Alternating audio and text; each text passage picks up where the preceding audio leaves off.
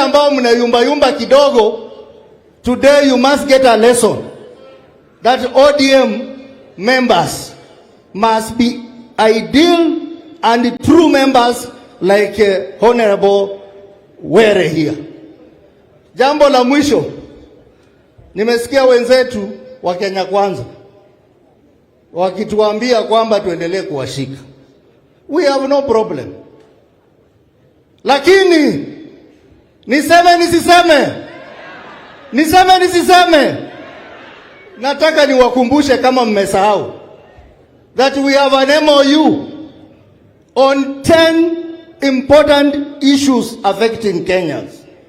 And these 10 important issues are the issues that took Kenyans to the street. Don't forget about those 10 issues. The matter of cost of living, very important and very dear to Baba. The matter of devolution.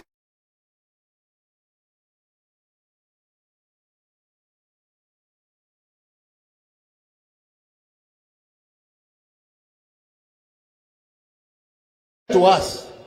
The matter of inclusivity and the other 10 issues. Don't forget about that, because nimeanza kuona ni kama mnasahau. And Sifuna, you are the Secretary General of the party. Unasema ulikuwa unataka hii kiti yangu, lakini baba alijua wewe ndio unajua kujibizana na hao watu. Mimi unajua saa zingine nakuwa mpole. We will continue pushing for the interests of Kenyans. And Baba is here. ODM members, we want you to learn something from Charles Ong'ondo Were.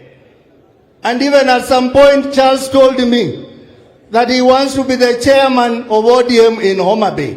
Lakini mimi nikamwambia, wewe hata umepita kuwa chairman wa ODM Homa Bay. Wewe inatakana ukue unasaidia baba kazi ya Nyanza mzima kwa sababu ya loyalty yako and commitment to the party. So we have lost a great son of the party, a son of Homa Bay. Tunamwambia Were, rest in peace.